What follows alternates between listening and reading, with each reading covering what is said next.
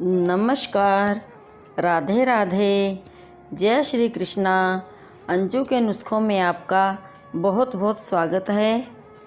आज मैं आपको इस वीडियो में 7वां और 8वां अध्याय पुरुषोत्तम मास का श्रवण करवाऊंगी। इससे पहले कि आपने मेरे चैनल को सब्सक्राइब नहीं किया है तो सब्सक्राइब कर लें, वीडियो को लाइक और शेयर ज़रूर करें। तो 7वां अध्याय। श्री गणेशाय नमः। भजमन नारायण नारायण हरि हरि, श्रीमन नारायण नारायण हरि हरि। ओम नमो भगवते वासुदेवाय। 7वां अध्याय। सूत जी कहने लगे, हे ऋषियों, जब विष्णु भगवान मल मास का अपार दुख कहकर चुपचाप आसन पर बैठ गए तो श्री कृष्ण ने विष्णु को जो गुप्त वचन कहे वह मैं तुमसे कहता हूँ। श्री पुरुषोत्तम बोले, हे विष्णु, आपने बहुत अच्छा किया जो मल मास का हाथ पकड़कर यहाँ पर ले आए। इस श्लोक में महान कीर्ति पाओगे। जिसको तुमने स्वीकार किया उसको मैंने भी स्वीकार कर लिया। इसको मैं अपने समान ही करूँगा। गुण, कीर्ति, ऐश्वर्य, पराक्रम, भक्तों को वरदान, मेरे समान सभी गुण इसमें होंगे।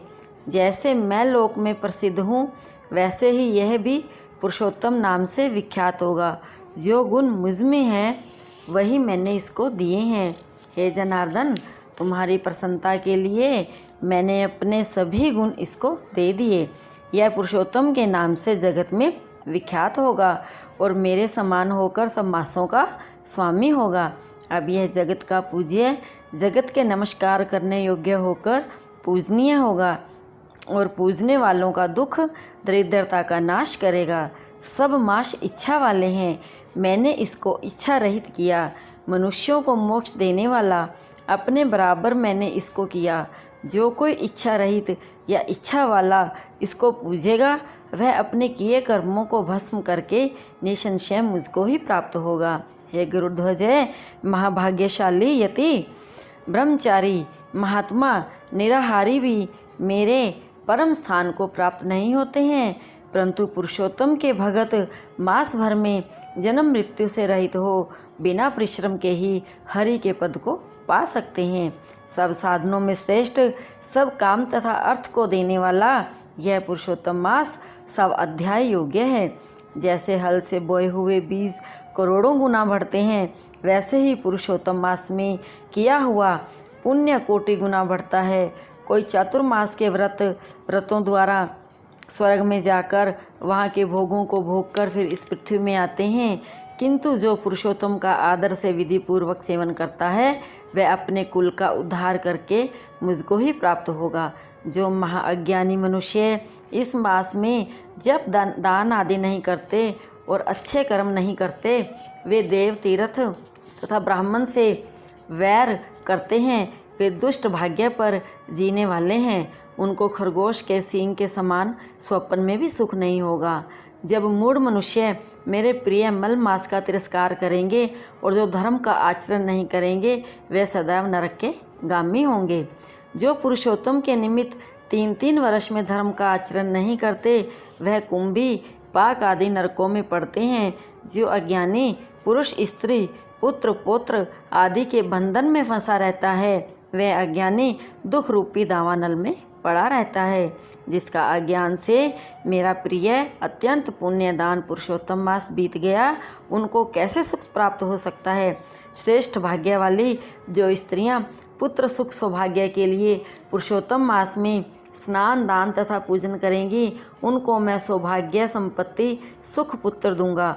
और जो मेरे इस मास को ऐसे ही व्यतीत कर देंगी उनको मेरे प्रतिकूल और स्वामी से सुख नहीं होगा।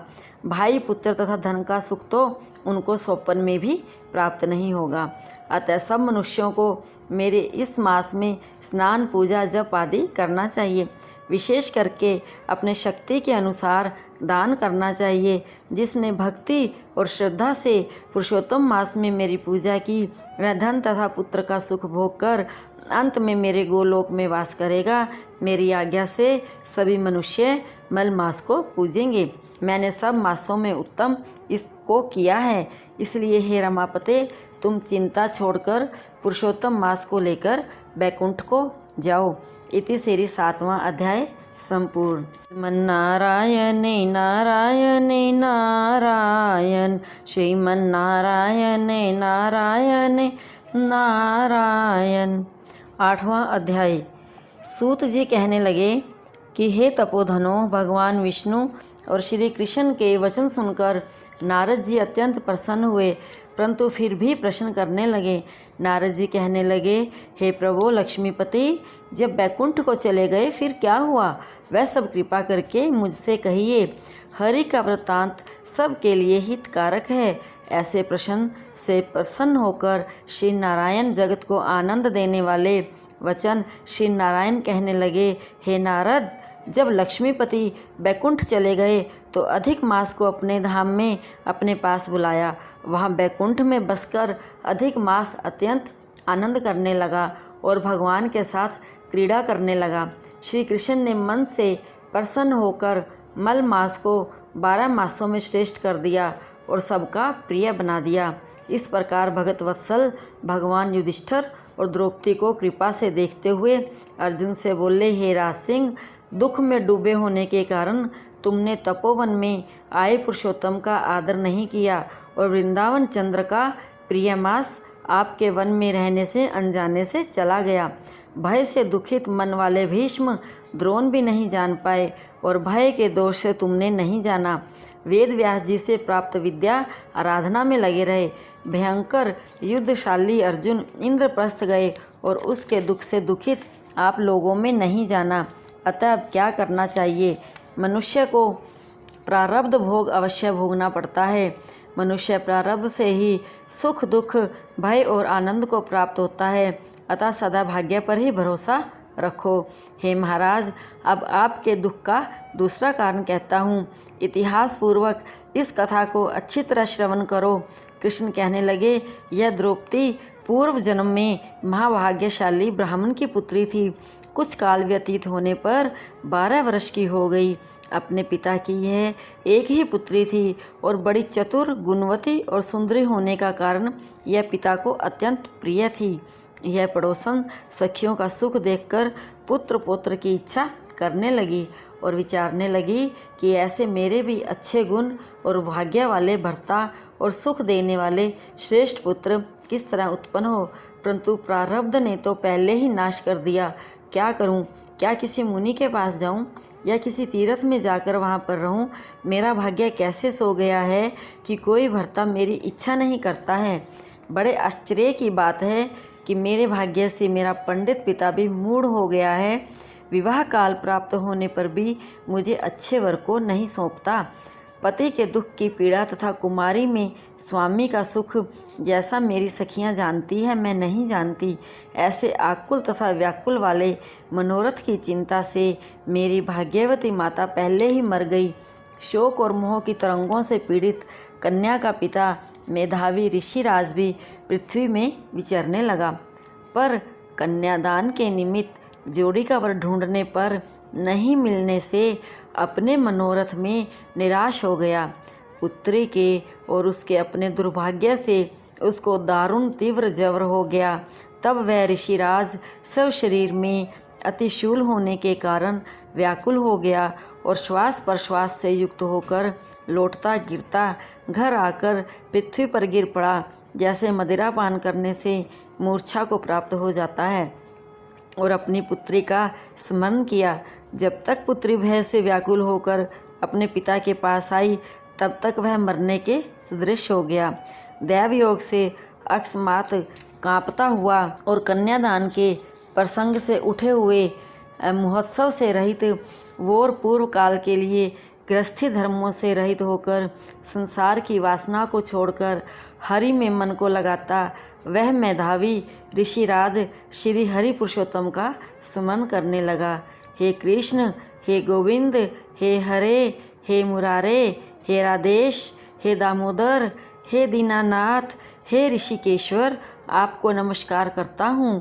आप मेरी इस संसार रूपी समुद्र से रक्षा करिए। इस प्रकार मुनि के वचन सुनकर बहुत जल्दी भगवान के पार्षद मरे हुए मुनि के जीवात्मा को लेकर भगवान के बैकुंठ धाम को चले गए। और वह पुत्री पिता का मरण सुनकर हाय हाय कर रोती और पिता की देह को गोदी में लेकर विलाप करने लगी। अत्यंत दुखित होकर दारुण विलाप करती हुई मानो उसका पिता जीवित हो अत्यंत व्याकुल होकर कहने लगी, हाय पिता, मुझको किसके सहारे छोड़कर विष्णु लोक में चले गए। हे तात, अब मैं बिना पिता के किसके पास रहूँगी। ना मेरे भाई हैं, ना कोई कुटुंबी हैं, ना मेरी तपस्विनी माता भी नहीं है जो मेरे भोजन तथा वस्त्रों की चिंता करती। अब इस दशा में मैं भी मर जाऊँगी, जीने से अब क्या काम है। उसे इस प्रकार बारंबार रोते और विलाप करते हुए सुनकर उस वन के रहने वाले ब्राह्मण सोचने लगे कि अत्यंत करुणा भरे स्वर से इस तपोवन में कौन रोता है। फिर तपस्वी मेधावी ऋषि की पुत्री का रोना निश्चय करके वहाँ पहुँचे और वहाँ पुत्री की गोद में मरे हुए मुनि को देखकर वन में रहने वाले मुनि ऋषि की लाश को लेकर शमशान घाट में ले जाकर अंत्येष्टि विधि से चारों तरफ काष्ठ लगाकर जला दिया और कन्या को समझाकर सब अपने अपने घरों को चले गए। और कन्या ने धैर्य धारण कर यथाशक्ति खर्च करके अपने पिता और दैहिक क्रिया की। इति श्री 8वां अध्याय संपूर्ण। भजमन नारायण नारायण नारायण, श्रीमन नारायण नारायण नारायण। भजमन नारायण नारायण नारायण, श्रीमन नारायण नारायण नारायण।